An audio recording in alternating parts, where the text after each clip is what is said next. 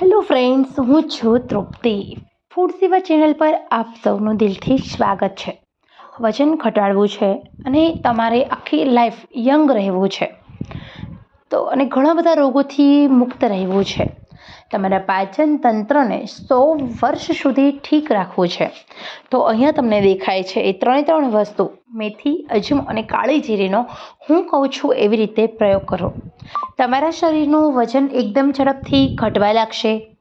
સાથે weight loss થશે. નવી ચરબી નહીં બને, જૂની ચરબીનો નિકાલ થશે અને વજન વધવા માટે જવાબદાર પાચન તંત્ર એકદમ સરસ રીતે ઠીક રહેશે.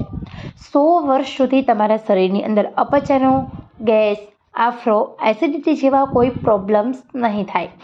ચલો જોઈએ આ ઘરેલું આયુર્વેદિક ઔષધિઓનો ઉપયોગ 100 વર્ષ સુધી નિરોગી રહેવા માટે, યુવાન રહેવા માટે, સાથે આપણા શરીરને એકદમ ફિટ એન્ડ ફાઇન રાખવા માટે આ ઘરેલું ઉપાયનો પ્રયોગ કેવી રીતે કરવાનો છે એ જોઈએ.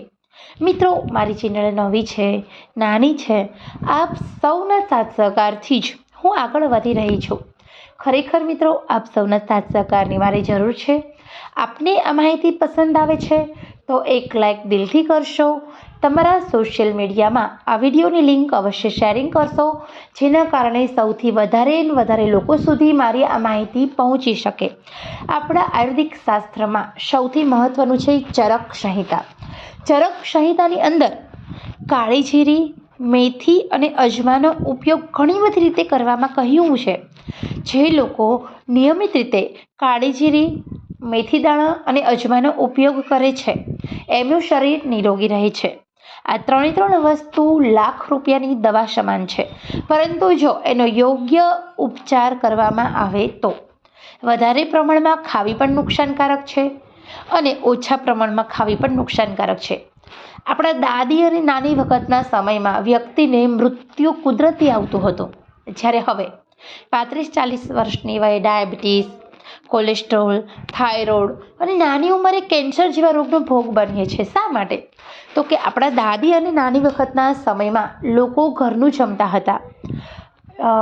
શુદ્ધ અને સાત્વિક વાસી ભોજન ક્યારેય ખાતા નહોતા, કારણ કે ફ્રીજ નહોતા, ખોરાકનું સ્ટોરેજ નહોતું, પડીકાના ખોરાક મળતા નહોતા. નાની ભૂખમાં સિંગ દાળિયા, સૂકા નાળિયેર, તલ, ટોપરું, ગોળ આવું બધું ઉપયોગ કરતા હતા. જ્યારે હવે આપણે નાની ભૂખોમાં એકદમ હેવી કેલરી ખોરાક ખાઈએ છીએ. Dabeli, pizza, puff, cheesy burger, આ બધું આપણી હેલ્થ માટે નુકસાનકારક છે. બીજું કે એ લોકો ખોરાક હળવો ખાતા, ઘરનો ખાતા, તાજો ખાતા અને છતાં પણ પાચન તંત્રને ઠીક રાખવા માટે રોજ એક ફાકી કડવાશની ખાતા. જ્યારે હવે આપણે શું કરીએ છીએ એ તો બધું ભૂલી જ ગયા છીએ. તો નાના બાળકોથી લઈને વૃદ્ધો સુધી સૌ કોઈને આ એક ટેવ પાડવી જોઈએ કડવાશ ખાવાની.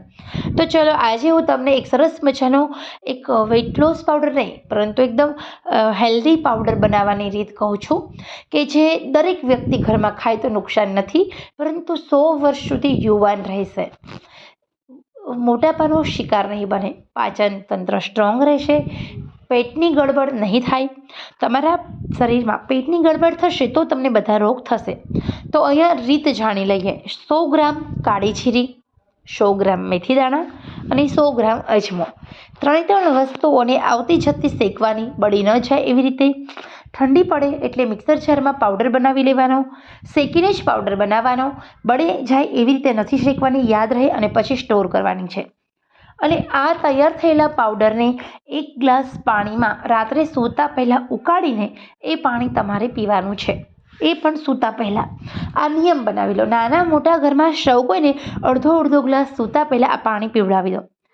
100 વર્ષ સુધી મોટાપાનો કોઈ શિકાર નહીં બને, કે 100 વર્ષ સુધી એમને કોઈ રોગ નહીં થાય, 100 વર્ષ સુધી યુવાન રહેશે.